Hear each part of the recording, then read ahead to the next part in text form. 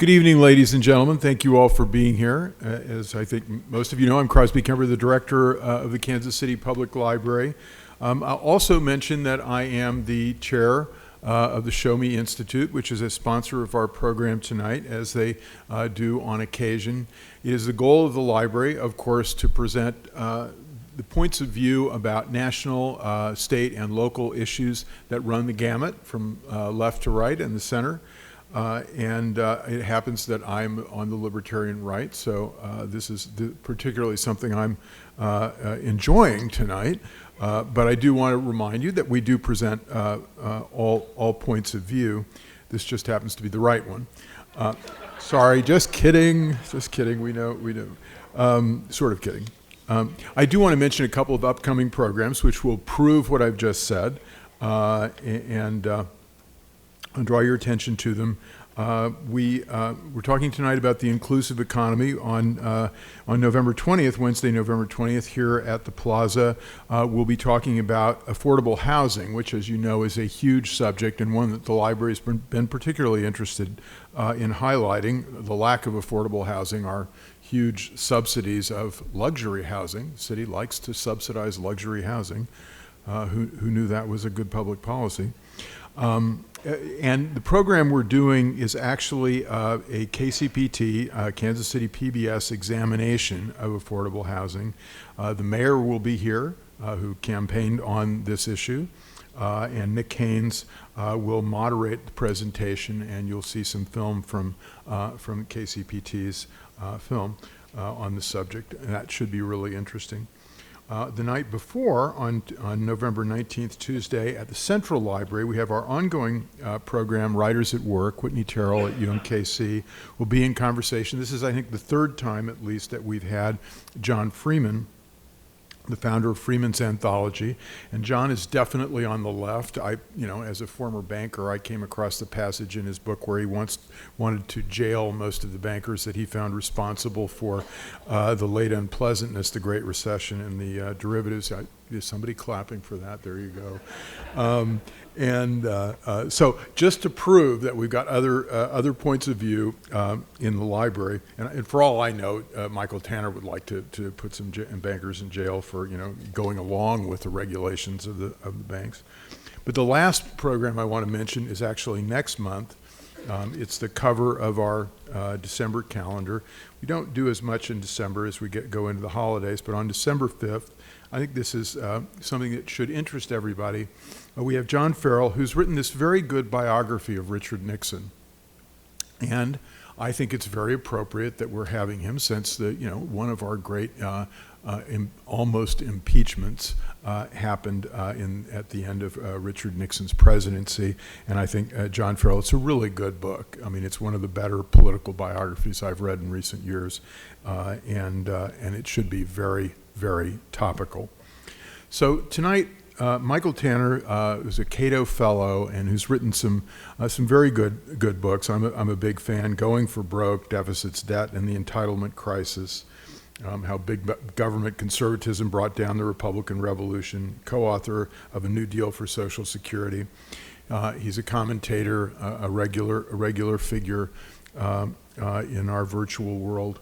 And he's written a book on the inclusive economy, and I think it's a very, very comprehensively intelligent book. He talks a lot about culture in the book, and it's a favorite subject of mine when I think about poverty. I read a lot in my youth in college of a guy, social democrat or socialist, a Harvard professor, still alive, in his mid-80s, named Christopher Jenks. And I remember reading and being sort of stunned by this guy who wanted to prove something else, seeming to come to the conclusion, I'm going to oversimplify, he would criticize me, I'm sure, oversimplify his research, that he found that the people who succeeded best, who were in what we would today call at-risk populations, the bottom 20% of the economy, from family backgrounds that are challenged, racial backgrounds that are challenged, etc. The people who succeeded not because they had better education, better skill sets, or higher income, but because they believed they could succeed. They had an instinct to succeed. He did not want to come to that conclusion. I've overstated his conclusion too. You could read his books. Some of them are still in print. And that leads me to some research that's been done today. And neither of these guys are referred to in Michael Tanner's book, except I think what he says in his book is very, very similar to what they're saying. There's a guy named Raj Chetty who's been doing research that's based off the research of Piketty, the Capital book, the French socialist. And Chetty's research has come to some interesting conclusions that are totally opposite of Piketty's conclusions. He's famously studied two neighborhoods, he's done this across the country, but two neighborhoods in Minneapolis, which have virtually identical demographics and which have completely different life outcomes for the residents. And he's created a program where he gives housing vouchers for people to move from the bad neighborhood into the good neighborhood, and he thinks that's going to solve problems, which it may. But the thing I find interesting is the demographics are not determinate. There's something going on in one neighborhood that's not going on in the other neighborhood, and it's, I think, a culture. And it's not blaming the victim, and Michael Tanner talks a lot about that there are structural problems. There's racism, there's sexism, there are real barriers of various kinds, including, especially in this book, the government. But the single most important statistic in this book, which validates my sense that there is a cultural issue that is a barrier for us in understanding our basic economic problems and poverty. The single most important statistics on page 43 in the book, and it is one of a series of statistics, 2.2% of full-time workers are in poverty. That's a very, very low number. Now, in one way, that's obvious. In another way, it's not obvious at all. When we have our minimum wage debate, we assume that raising the minimum wage will lower the poverty rate. I don't think that that's as obvious, and I think I know Michael Tanner agrees with that. Other statistics in the book, education, our graduation rates really haven't improved that much since the 60s. Business startups and business failures, we're moving in the wrong direction. In Kansas City, the home of the Kauffman Foundation, our ratio in that is pretty low.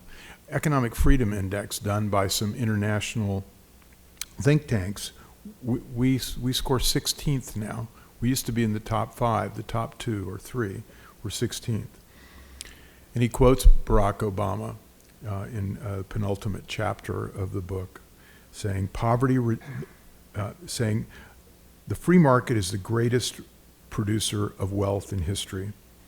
And Michael Tanner talks about the poverty reducing power of economic growth. The really important thing about this book is that it's about how we flourish as human beings. And to do that, we need to be actors in our own lives. The government can't do it for us, whatever the plan is. We ultimately have to do it for ourselves. And this is a book about how to do that and what the barriers are. I think I quote him, creating the conditions that allow people to become self-sufficient. It's a brilliant book about that subject. I think we can all learn a tremendous amount. So I'm honored to have Michael Tanner here to tell us about that.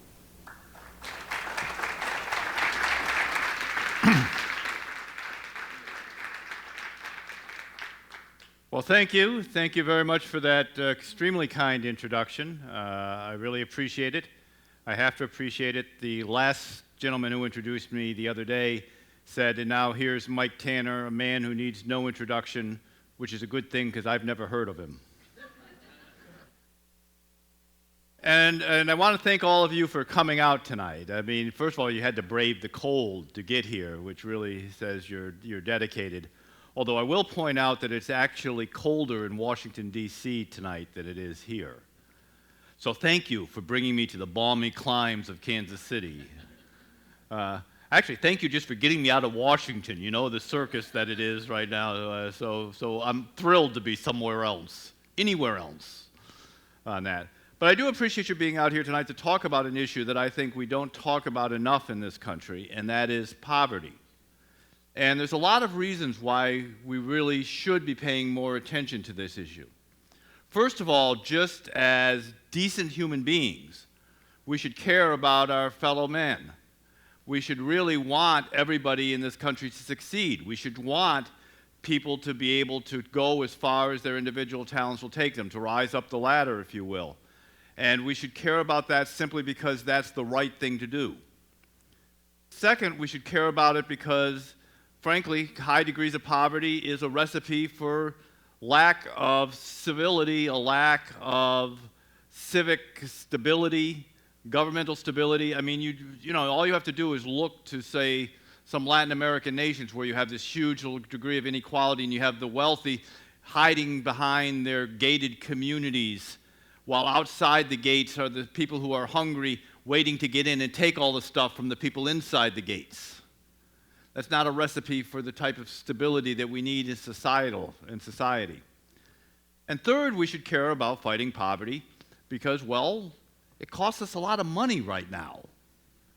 You know, the federal government has over 100 different anti-poverty programs.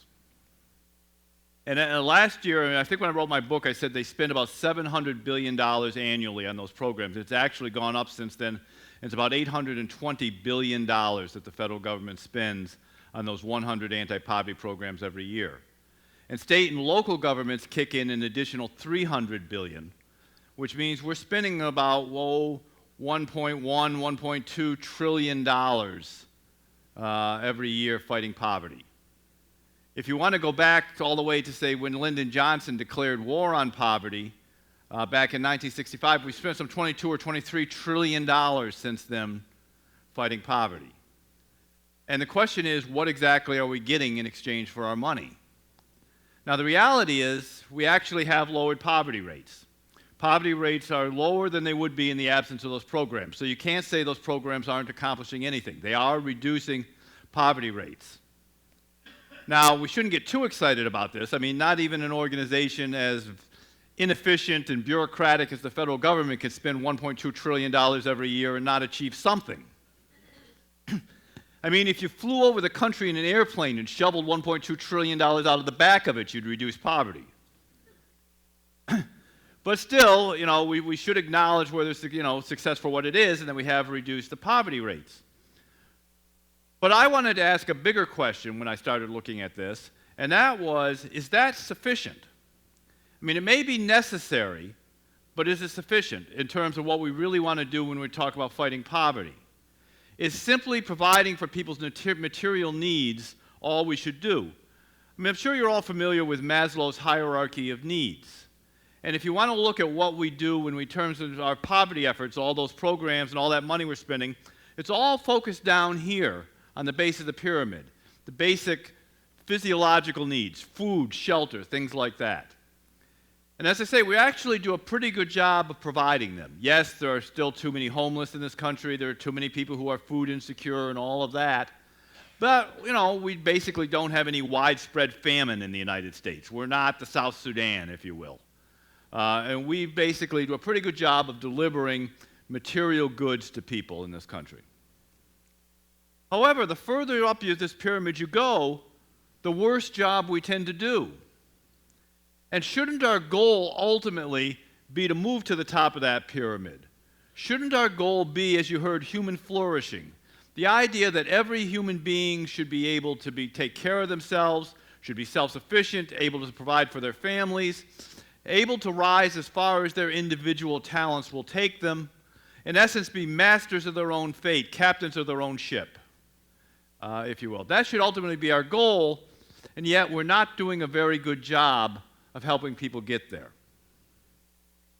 So when I started out looking at this in terms of my book and in terms of my research on poverty, I said, look, let's start right at the very beginning. Let's ask some very basic questions, because what we're doing right now isn't getting us there. So the very first question I asked was one that took only a long time to get around asking myself, and that is, why are people poor in the first place? I mean, it seems like a basic question. If you were a doctor, you wouldn't start handing out pills to people until after you got a diagnosis. All right, there are some doctors who might. I know a few. But basically, you'd want to know what the underlying problem was. What is the cause of all these symptoms before you started prescribing things. And the same should be true when we start trying to fight poverty. We should try to understand why it is that people are poor in the first place before we get there. And so I dove into this, and what I found out quickly was that there's not an easy answer. There are actually two diametrically opposed answers, if you will. That basically a lot of this broke down into two camps, both academically and politically. Both camps sort of have a broad academic pedigree. There's a lot of academic experts on both sides that tend to argue about these things, and often very bitterly. But they also tend to break down politically, along political lines. So what you have is one theory of poverty, which might be called the individual behavior theory of poverty, or is often referred to as the culture of poverty.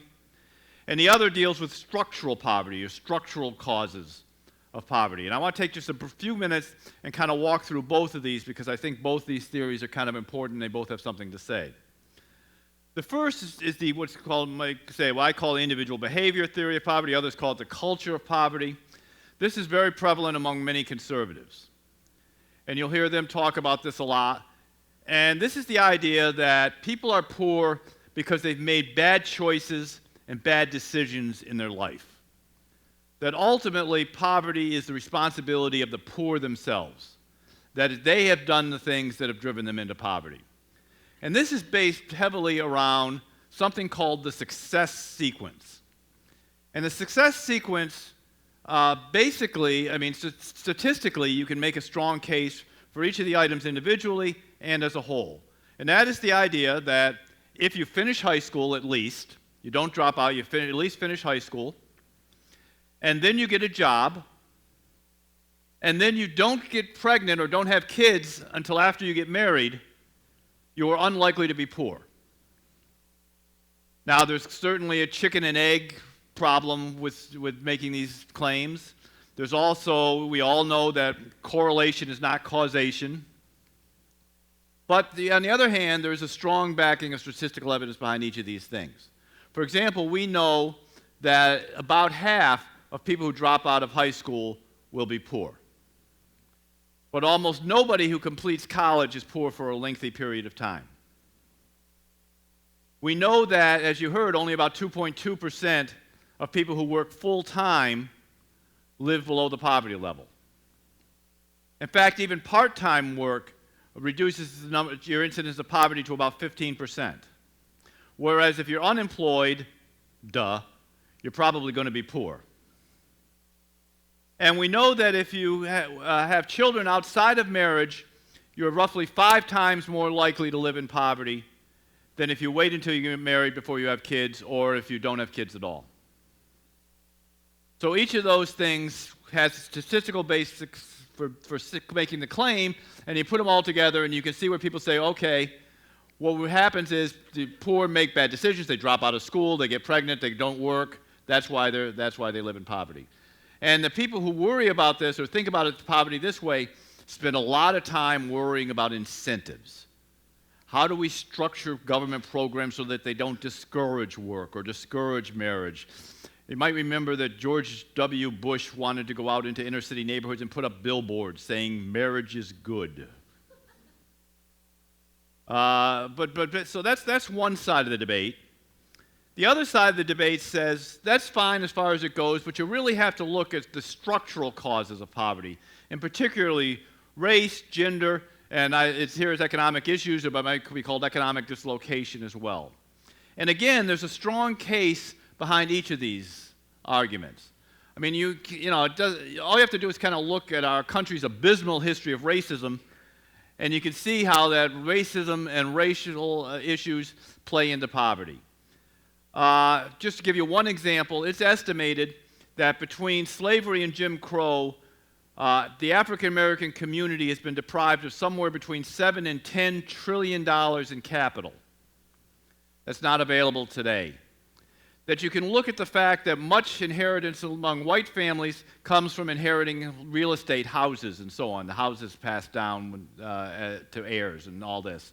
But for much of this country's history, between redlining and government policy, African Americans couldn't own the same type of property, or couldn't own property of the same value. In fact, it was the federal government's official policy to block African American home ownership. Into the 1960s, the Federal Housing Administration actually distributed pamphlets saying, "Don't sell your house to black families." It was the official government policy. And of course, we have ongoing problems today of discrimination in policing, in housing, in hiring, in education, all of which contribute to poverty.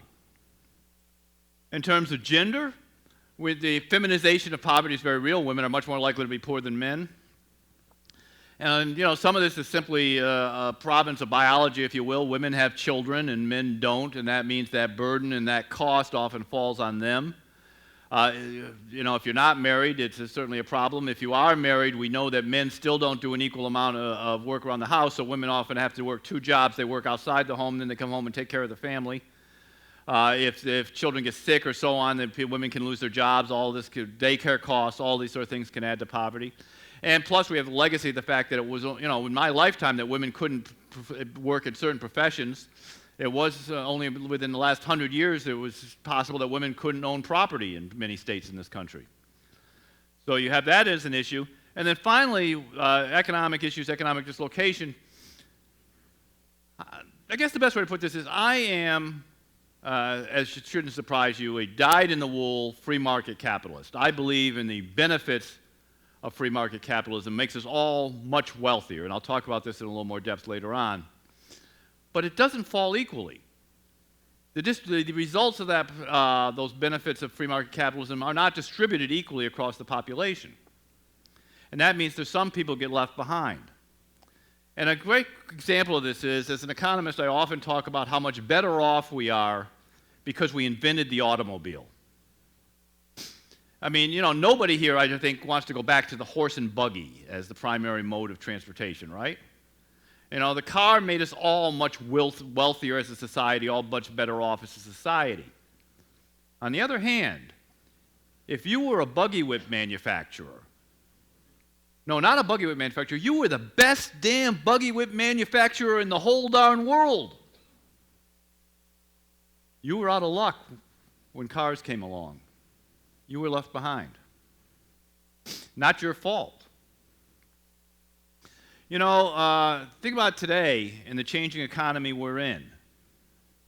The days when you could drop out of school and go down to the factory and get a job to support your family are gone. And they are never coming back. I know we have politicians on both sides of the aisle will come by and tell you how they're going to bring those jobs back. They're lying. Those jobs are not coming back. Or what we got going on in the future. The day they perfect the self-driving car, about 4 million people will be out of work. Truck drivers, delivery drivers, taxi drivers, all those jobs are going away. Now, we'll all be better off as a society. We'll be much richer as a society, and in the long run, that will benefit us all. But if you're that truck driver, you got a problem. So who is right in this argument? I think both sides actually have something to say. I mean, you really can't treat the poor like they're chaff blown by the winds of fate. Nothing they do matters. They have no responsibility for the choices in their life. They're entirely at the mercy of outside factors. They are basically helpless pawns. I mean, that's a pretty demeaning way to think about the poor, isn't it? On the other hand, look, we all make our choices within certain constraints. And the poor and people of color face very different constraints than a rich white kid growing up in the city. If you're on one side of the truce wall, you have a very different set of circumstances than if you're on the other side, right? If you live in a neighborhood where there's no jobs and lousy schools and the cops hassle you every time you set foot outside your door, you're going to end up making a very different set of choices in your life than if you grow up a rich white kid in the suburbs. And we need to take that into account. But I'd also suggest that while both have something to say, they both get something wrong too. And whatever side of this debate you come down on, whether you believe it's individual responsibility or whether you believe it's structural poverty, in the end, it doesn't matter, because whatever you believe, what we're doing now simply isn't working. We're not fixing the problem on either side of that equation. Whichever side you come down on, we're not fixing it. We're not enabling people to climb out of poverty and stay out of poverty, become self-supporting, become masters of their own fate. In fact, we actually asked people, including the poor, what they thought, and we asked whether or not the people thought that the war on poverty has been effective or ineffective. And what we found was that 63% of people who are on welfare today said that no, the war on poverty hasn't worked. It hasn't succeeded. These are the people who would know it best. All right, I know I can see some people, inevitably I put this slide up and someone says to me, well, yeah, but that's because they want more money. That, they think it isn't working because the welfare check isn't big enough, right? So it's if you just give them more welfare, then it would work. Well, we asked them about that too.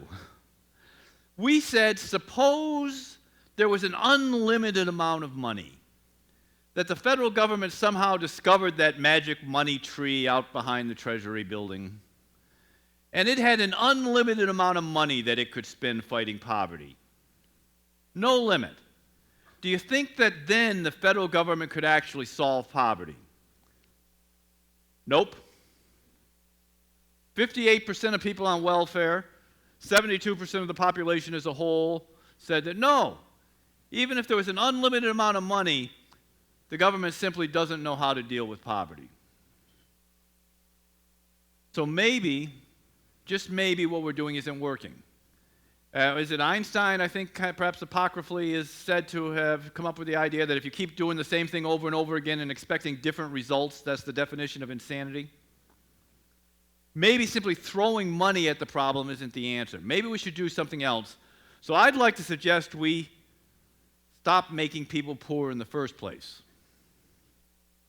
Maybe instead of breaking their leg and then arguing over what kind of crutch we give them, maybe we should stop breaking their legs in the first place.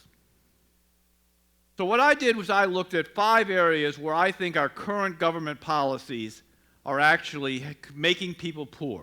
They're either making people poor to start with, or they're making it harder for people who are poor now to get out of poverty.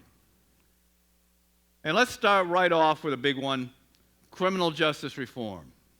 The United States puts more people in jail than any other country in the world, except the Seychelles Islands.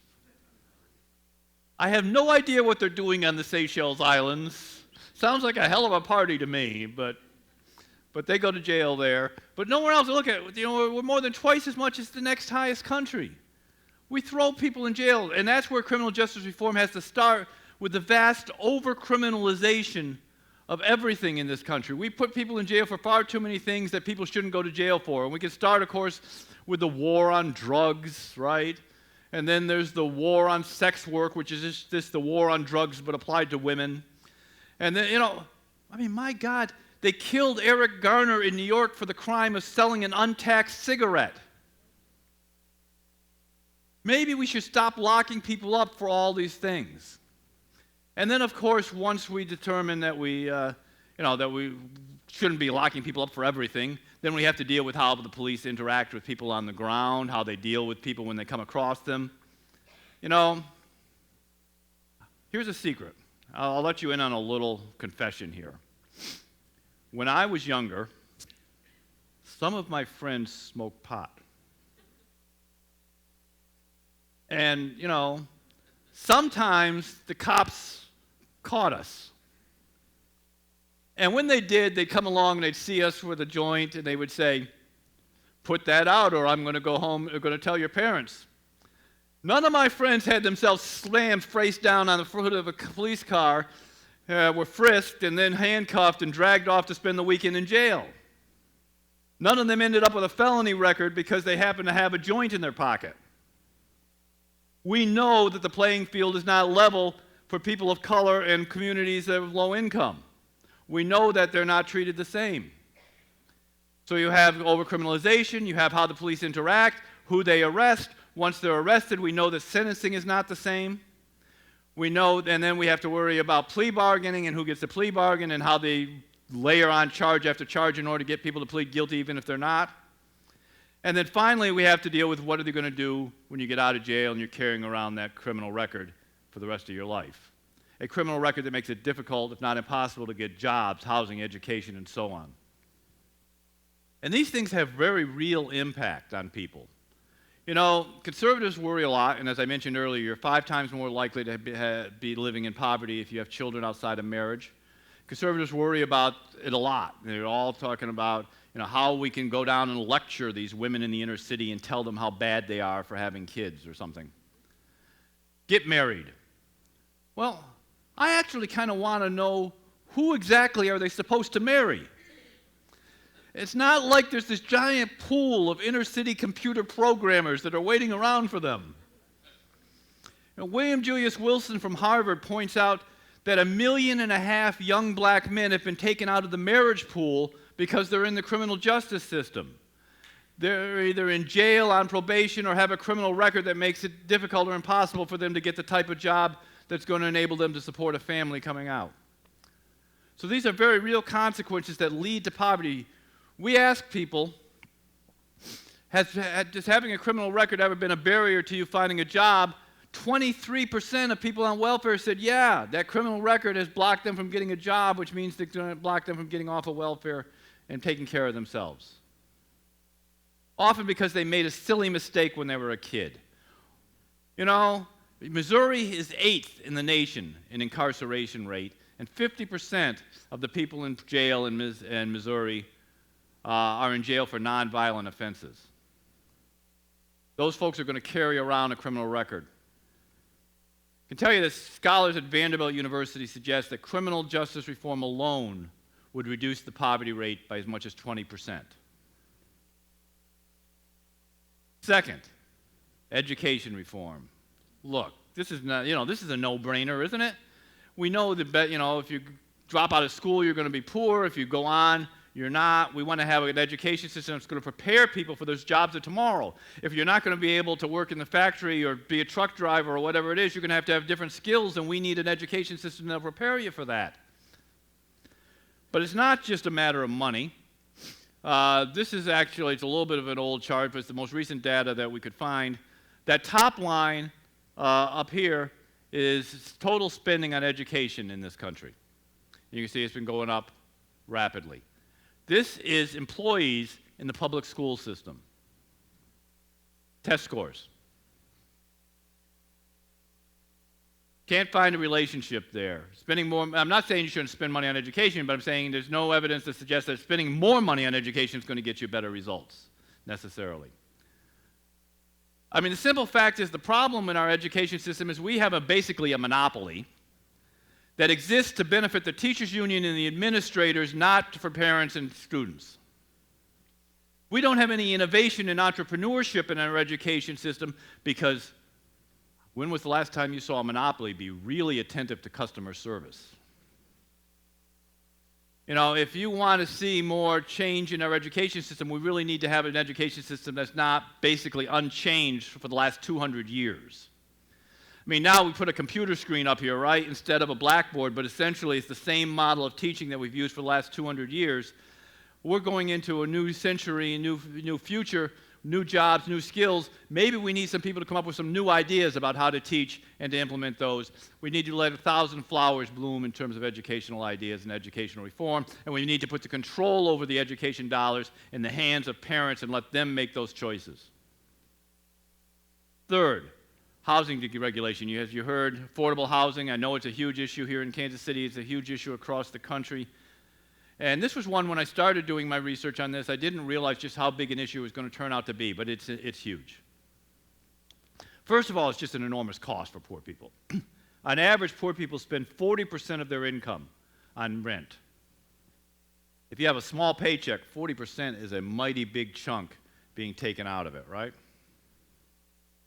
And second, the high cost of housing, that high cost of rent, sort of ghettoizes the poor. It forces poor into low-income neighborhoods where the rents are affordable, clusters all the poor together, which sort of builds on all the social pathologies of poverty. As you heard, Raj Chetty's done an enormous amount of work from Harvard on this, that if you simply take all the poor people in a community, you stick them all in one small block, one small area, it increases all the problems that go with poverty. But more than that, it prevents poor people from getting out. If you can't afford to move, you can't go to an area that might have jobs, or an area with a lower crime rate, or an area where it has a better school. You know, we actually asked again, has expensive housing costs ever prevented you from moving to a better location? 78% of people on welfare said, yeah, they were stuck where they are because they can't afford to move to a better neighborhood. And you know, zoning law, this would be one thing if this, you know, we could have one sort of discussion if this was all a result of market rents and all of that. But the reality is, much of the added cost of these rents comes from government policies and government regulations. Things like zoning laws and zoning ordinances, land use laws, historic preservation laws, all these sorts of things drive up the cost of rent by anywhere from 10% in most cities to as much as 50% in some cities like Manhattan and San Francisco. On average, across the country, somewhere between 20 and 30% that you're adding to the cost of rent because of these regulations. That's a significant barrier. And it's often designed that way as well. Zoning law has an explicitly racial history in this country. The first zoning ordinance in America was actually in Los Angeles, but the second was in Baltimore. And as part of that zoning ordinance, it actually forbade the sale or renting of any property to someone who was not already a majority race on that block. It was taken from Baltimore, copied in Richmond, Virginia, then copied in Birmingham, Alabama, and then it spread across the country. It was explicitly designed to segregate by race and class, and it still has the same impact today. We should be looking at those things which basically, you know, this NIMBY argument, not in my backyard, basically means don't let those people into my community, and we should be doing something about that. Fourth, another no-brainer here, we should be making savings easier. And I say it's a no-brainer because, you know, you don't spend your way out of poverty, right? You get out of poverty because you save money, not because you spend it. But we actually have the incentives all wrong, and we actually make it harder for people to save and much easier for people to spend. And I'll give you a couple examples. On one side of the equation, we simply make it hard for poor people to get a bank account. You know, we're all worried. We got the war on drugs and the war on terror and all this war on everything. So basically, we then established all sorts of money laundering laws as part of this. And we said you have to have all this identification and prove who you are before you can open a bank account. There's a lot of worries out there about voting ID. And that's a very worthwhile debate and discussion. But we should also recognize that about 20% of poor people lack the sufficient ID to open a bank account, to get a savings account.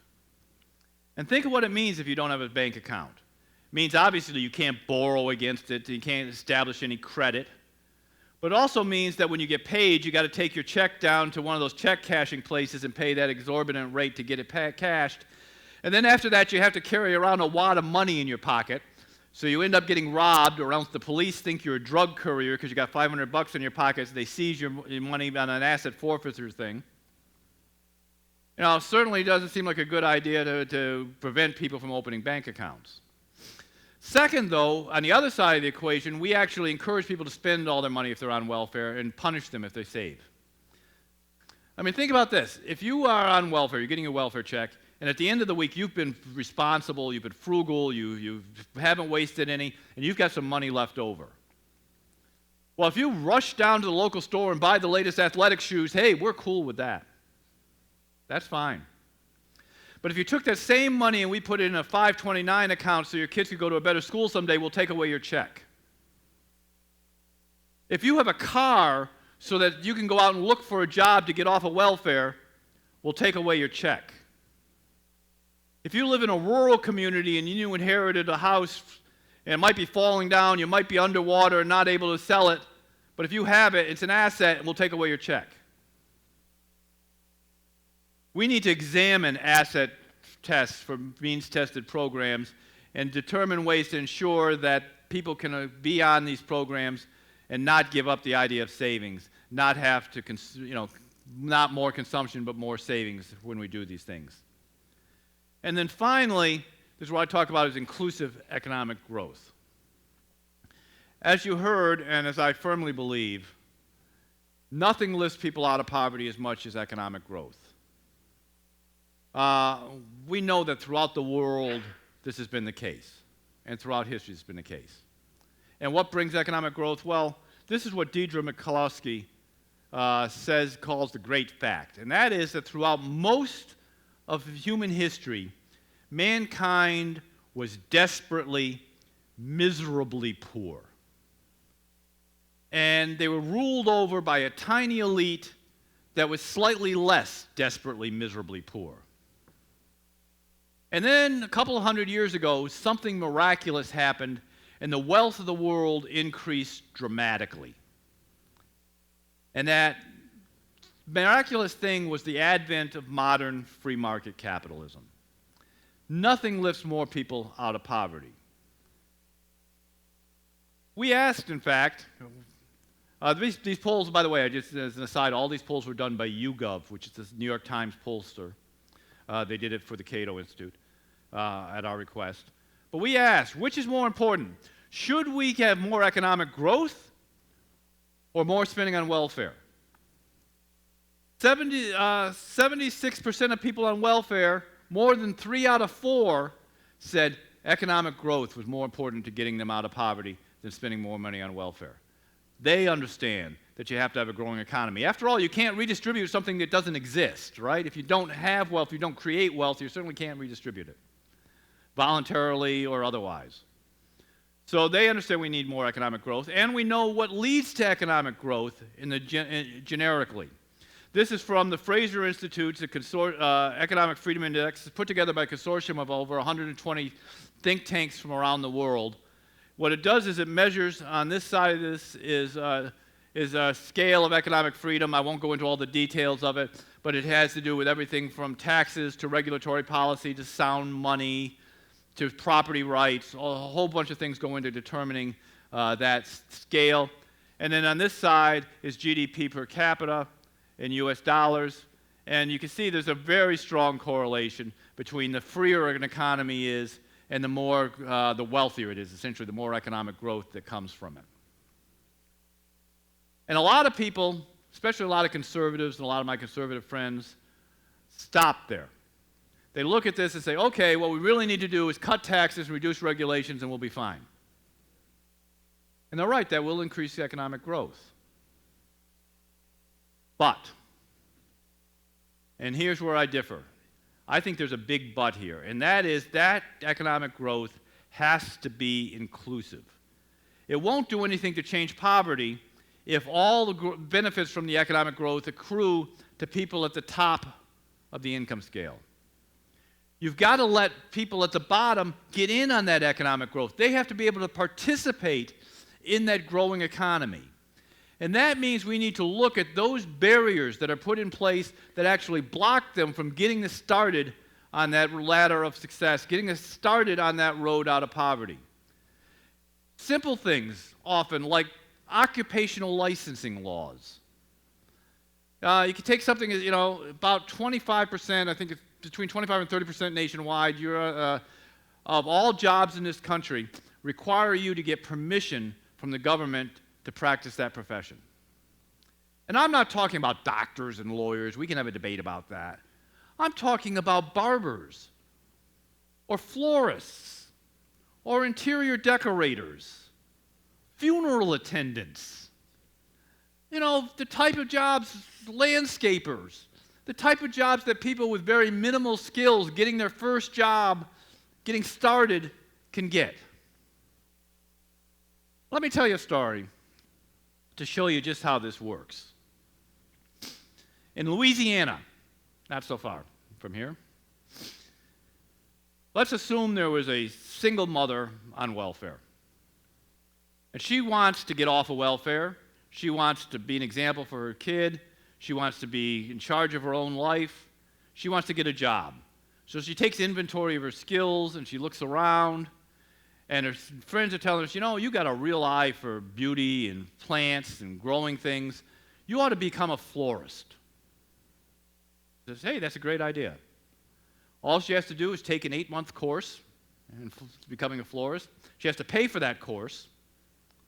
It meets twice a week, so she has to find childcare twice a week so that she can then go to the class to learn how to be a florist.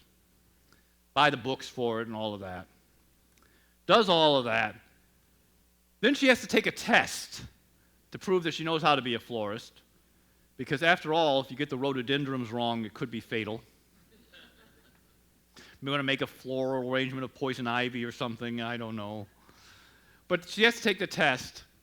The test is only given twice a year, and only in Monroe, Louisiana. And it's a 2-day test. So now she's got to find transportation to Monroe, get a hotel room, find someone to take care of her child while she's there, pay for the test, and take the 2-day test, and she can finally become a florist. And we wonder why so many end up staying on welfare and not getting that job, right? But she does. She does it all. She passes the test, flying colors. She goes home. She goes in. She's going to start making bouquets in her kitchen and selling them to her neighbors. No, she's not. First of all, she doesn't have a business license, which she's got to pay for. Second, her home is not zoned commercially. She's got to get a storefront, which obviously she can afford to do, right? You know, I'll tell you another story. This one may be apocryphal. It's hard to pin down, but I think it's true. That J.W. Marriott's first job was selling hot dogs from a cart on the streets of Washington, D.C. Today, if he wanted to have that job, he'd first have to post a $1,000 tax bond. He'd then have to get a license to sell hot dogs, costs $150. He then has to buy a cart that meets 8 pages of specifications for exactly what that cart should look like. There's only one manufacturer of that cart in Washington, D.C. Happens to be a major contributor to the city council committee that writes the regulations on what the cart should look like. I'm sure that's just a coincidence. That cart costs $10,000. Then, if he wants to hire someone, his neighbor's kid, to work for him part-time so that he can take some time off during the day, he doesn't have to work 12 hours a day or whatever, he's going to have the kid come in and work after school, he has to post another $1,000 tax bond and get another $150 license for that kid to do this. You know, today, J.W. Marriott would not be selling hot dogs on the streets of Washington, D.C. Look at occupational zoning, occupational licensing. Look at the cost of child care.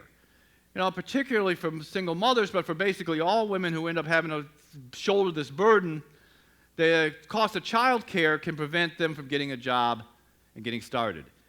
Missouri is one of the leading places in the nation for child care deserts, large areas with no health care, and it costs about, on average, $8,500, I believe, for child care in this state.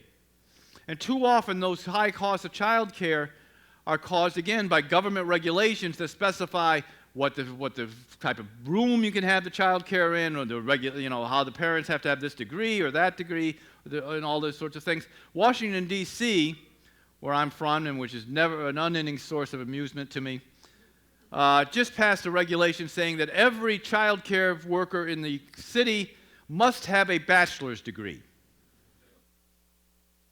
I did note at the time that not every parent in the city has a bachelor's degree. And they actually seem to spend more time with their children, and the children seem okay despite that.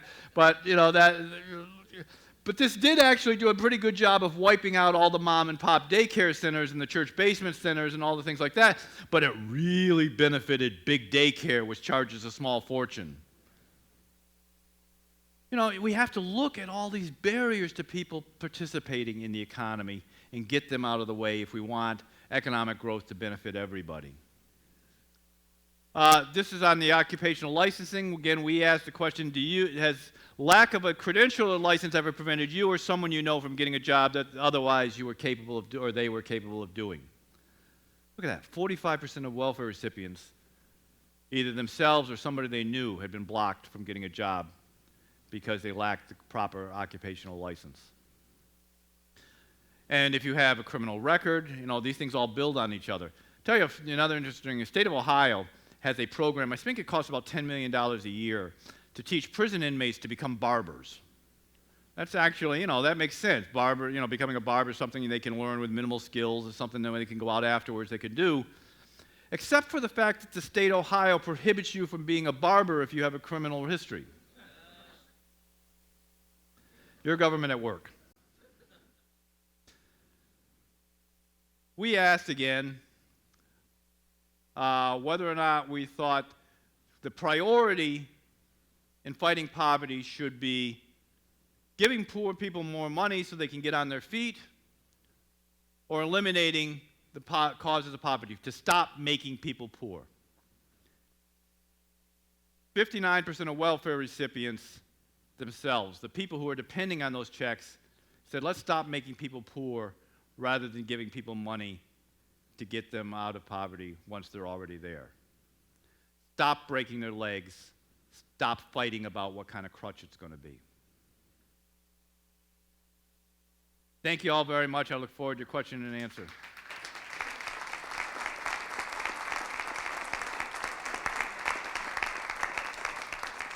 All right, we have some mics up at the front of the room. Come on up and give your name, and then asking the mic. They're recording it, so we kind of need everybody. And I'm sure there's some questions out there, because if I haven't ticked off everybody in this audience about at least one thing, then I'm not doing my job. So we'll work on that. So okay, we're gonna start over here. Yeah, Steve Patton. There's the problem of sowing your wild oats. When you're young males, and I don't mean to be sexist, but young males have a tendency to get off track in their 20s and whatnot.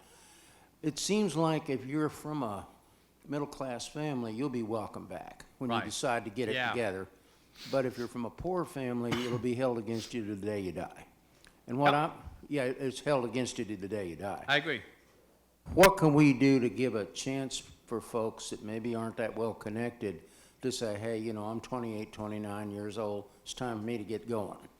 To make sure that the child isn't the father or the man, and they can't do anything because they messed up their life, but other people have done the same thing, like marijuana, as you mentioned. Yeah. Can get on the stick later, as a late bloomer, and do something a little bit later in life. And most people, that is the case. As you get older, you're less likely to contribute to crime. Basically, the reduction in poverty rates has a lot to do with the fact that we're aging as a society, and old people just don't commit as many crimes as young people. We're just not as fast. No, but seriously, in answer to your question, I think Missouri should be looking at something like what Utah did. Utah created an automatic expungement of people's records. It's on a sliding scale depending on what the crime is. It's for nonviolent offenses. But basically, it might be 3 years for marijuana, 5 years from simple assault or something like that. But basically, the idea is after a certain period of time, as long as you kept your nose clean, your record just goes away. You don't have to go to court and file papers and get a lawyer and pay money in order to do it, which basically discriminates against the poor. Basically, just automatically, your record just simply goes away if you kept your nose clean after a certain period of time. I think that would be a terrific move in the right direction. And then, of course, we shouldn't be necessarily locking them up in the first place for that joint or whatever it is. I'm going to go back and forth, so I'll go over here first, and then I'll be back over there. Hello, my name is Will, and I was curious what your opinions were on, because recently, especially with Andrew Yang's proposal. I know him. I know this question's inevitable. Of a universal basic income, what your thoughts would be on that, because it eliminates a lot of the bureaucracy and administrative costs that go into administering welfare costs, as well as allows them to save it. So I was curious as what your thoughts would be on a universal basic income for Americans. Yeah, I know Andrew Yang. We've had multiple discussions on this. I actually say he actually corrected a quote from me on his website at one point, which I find amazing and really a sign of integrity among politicians who would do that. But I mean, essentially, I call myself a sympathetic skeptic on the idea of a universal basic income. I'm sympathetic because it does have advantages over the existing social welfare system. If you abolish the entire existing social welfare system and replace it with the universal basic income, you would do a couple of things. One is it's more transparent. We know how much everybody's getting. It treats similarly situated people similarly. Right now, I say there's over 100 federal programs. If you get program A, you can't get program B, but you're automatically eligible for program C unless you're in program D, in which case program F and G apply. How well you can walk yourself through the system or how good your social worker is determines on how much money you're going to get. So you get very different level of benefits for just the same situation. That's simply not a workable situation, and we don't know what works, what doesn't work. It's impossible to tease them out. Second, the current system has a terrible incentive problem. Basically, the highest marginal tax rate, we worry in Washington a lot about marginal tax rates. The highest marginal tax rate that anybody in the country faces is somebody who leaves welfare and takes a job. You start paying taxes, the payroll tax, on the first dollar you earn. As soon as you start earning money, you start to lose benefits. And you incur the cost of going to work, which is transportation, child care, clothing, and all that sort of stuff. You can actually end up worse off financially by taking that job, especially a low-skilled job. And that's a huge problem within the existing welfare system. Under a universal basic income, because everybody gets that flat floor, every dollar you earn on top of it you get to keep, you eliminate that disincentive problem towards work that exists now. The problem is it's simply not affordable. If you gave everyone the $1,000 like Andrew Yang wants to do, it's $3.6 or $3.7 trillion. That's the same as the entire federal budget right now. So then he comes up with a variety of taxes. He wants to have a value-added tax, kind of like a national sales tax. He wants to have a tax on pollution, on carbon. He wants to have a tax on financial transactions on Wall Street. He wants to have a tax on technology that's developed, that's robots and things like that, an automation tax. All of those things would ultimately end up making us poorer. As I said earlier, you can't redistribute wealth that doesn't exist. He would actually harm the economy through the taxes necessary to create the system in a way that I think ultimately wouldn't work. So thank you. Thank you. My name is David Hardy. I'm from Lawrence, Kansas, where we started honking for hemp a long time ago. And I belong to that horrible liberal organization, the American Bar Association, that used to require members of both parties to be qualified before they sat on the federal bench. But anyway, I was intrigued by your research on collateral consequences, because I've tried to track this through the years. Yeah. And I was stunned by a webinar that they put on, ABA put on about 1.5 years ago. I wish it was just, say, a florist in Ohio, because it seems to me one of the things both parties are missing on this criminal justice reform is the point you brought up. But it's much, much worse than that. Every state in this country has collateral consequences on the civil side for every crime committed. And you think, oh, well, that's for the mass murderers, or that's it. No. In some states, it's for certain classes of misdemeanors. Yeah.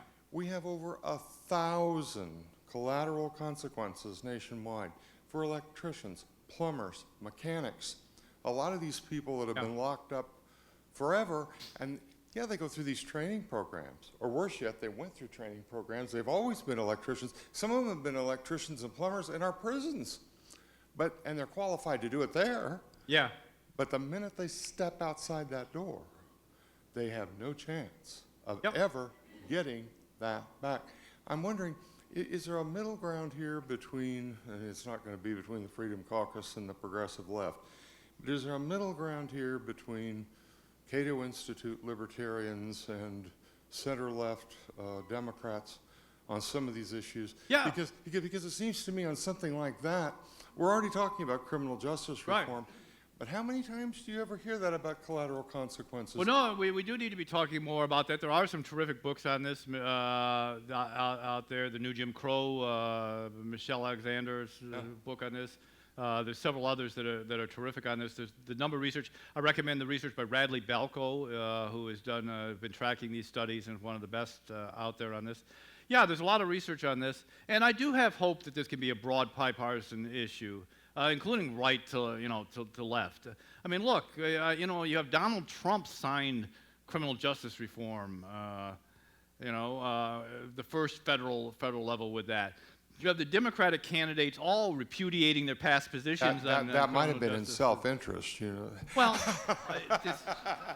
on all of these folks, there was a time when Kamala Harris couldn't find somebody she didn't want to put in jail.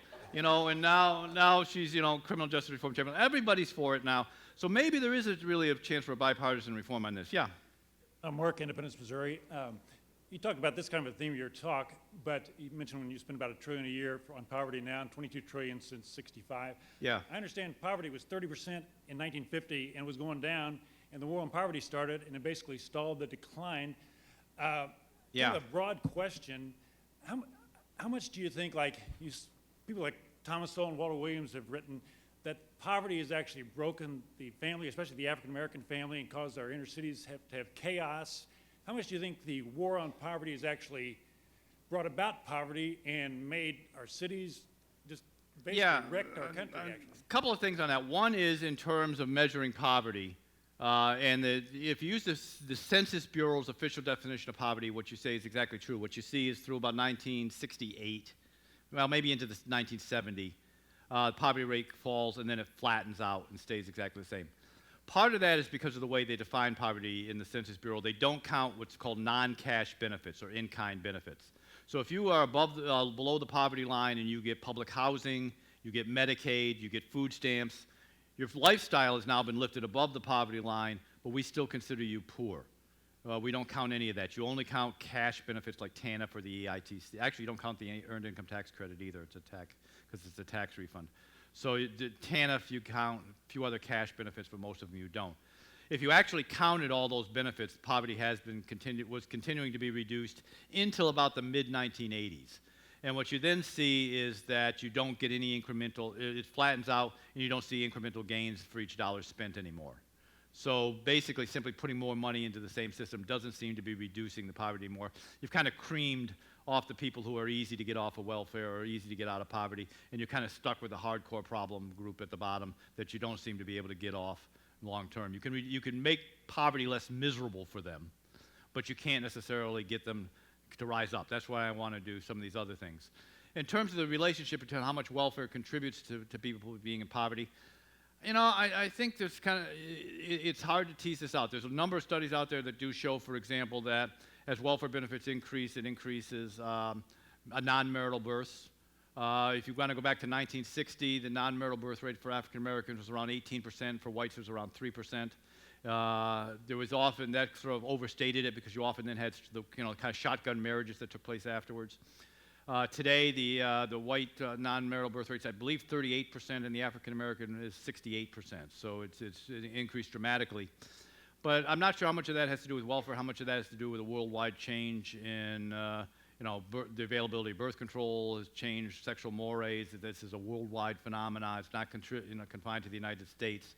So I think we should be careful about overstating that. And second, look, I don't necessarily want to force these women into marriages with men who are going to not be supportive and not be abusive and all these sort of things. Because most women want to get married. I mean, about 88% of women ultimately do get married, and we shouldn't sort of kind of pretend that there's this one model. We should force everybody into it. Thank you. Over here, and then yours. Okay. Hi, I was wondering if debt played any role in your research, such as outstanding student loan debt and other consumer debt. Yeah, debt is clearly out there. One of the things we looked at, again, going back to the Census Bureau definition of poverty, says how much income you have. Poor people actually spend $1.50 for every dollar of income they say they have. Now, some of that is debt. Some of that is working under the table and not reporting that income, which there's a lot of gray economy in poor neighborhoods, both licit and illicit. So some of it contributes to that. In general, debt does not figure into poverty figures. I mean, you can have a huge debt. It's not going to show up in terms of poverty rates. So, but on the other hand, clearly you overextend yourself, and it's tough to get out of it. That's why I want to encourage people to save. You have running as much debt as you want, and we're fine with that. If you actually reverse that and try and get out of debt and save money, that's when we're going to punish you. So, yeah. Yep. Hi, my name is Angela DeGrafton-Reed, and I have a question referring to one of the slides you put up. Yep. There was a slide that had Switzerland way at the top that appeared to, that slide. I'm really curious what Switzerland is doing that we maybe, I don't know, learn lessons or Yeah, the Swiss model. Swiss model is very interesting. I mean, a lot of people point to the Scandinavian countries and so on. Switzerland has actually it has an export-based economy, which is not every country can contribute to, but it's basically they make a lot of good stuff in Switzerland, and then sell it to the rest of the world, which is generally a recipe for prosperity. They have a very federalist system. The Swiss cantons basically run the country. They have an interesting system of government. They don't have a president. They have a collective of 6 executives that actually have to reach consensus, that are appointed by the major parties, and then most of the decisions are actually made on the canton level, which is actually state level. You can't increase taxes without getting a popular vote in the country, for example. So they actually have relatively low taxes compared to the rest of Europe. They tend to have a reasonably loose immigration policy. They tend to be free traders. They tend to do a lot of the things that generate economic growth. They have a very interesting healthcare system, which is fun to talk about sometimes. They looked a lot like the ACA versus the sort of national healthcare system of Scandinavia and stuff like that. So they actually are a very market-oriented society in Switzerland. My name is Darnell Hunt, and I agree that we need economic growth. Earlier on, you had mentioned that when you were talking about us not wanting to go back to the horse and buggy, that analogy. Right. And for me, capitalism, our free market capitalism, is the problem, okay? When you talk about causation here, from slavery to the Jim Crow, this is all about people making money off of the backs of other people. And I don't see that this current free capitalist model is going to take us where we need to be. When you consider, we spoke about the automation, selfless vehicles and that, okay? And when we talk about robotics and stuff, more people are going to, we're talking about a tremendous amount of people are going to be unemployed. And the question for me is, what are they going to do with the people? But I think that if the people get together and we try to drive a more cooperative model, truly lifting all boats with the tide, so that we have the workers be the owners. And there's examples, if you've heard of the Mandragon out there in Spain, the Basque region of Spain. And so, again, for me, I think that capitalism had its day, and we need to try another way and advance into, hopefully use the cooperative model to transition into what's known as, I don't know if you've heard of it before, a resource-based economy. Sure. You know, no surprise, I'm going to disagree with you on a couple of points here. One is in terms of slavery and Jim Crow. They are anti-capitalist activities. Capitalism depends on the free movement of labor, people selling their services as they wish, the people they want. Forcing them to work for you for free is, in essence, an anti-capitalist act. So, I mean, and not hiring people because of the race and so on, those are anti-capitalist acts. I should be able to hire anyone I want to hire. If you have a law that says that I can't have blacks in my rooming house, as they did in, you know, the Jim Crow South, that is anti-capitalist. I have the right to sell my services to African Americans if I want to do so. I think so. I wouldn't necessarily blame capitalism for the evils of racism in this country. I think that they were actually profoundly anti-capitalist in their outcome. You know, my basic disagreement is you need incentives. You know, go back to sort of a Rawls-Nozick debate here, if you will. But I think that, you know, essentially, if people can't profit from investment, then they're not going to make investments. Investments are inherently risky.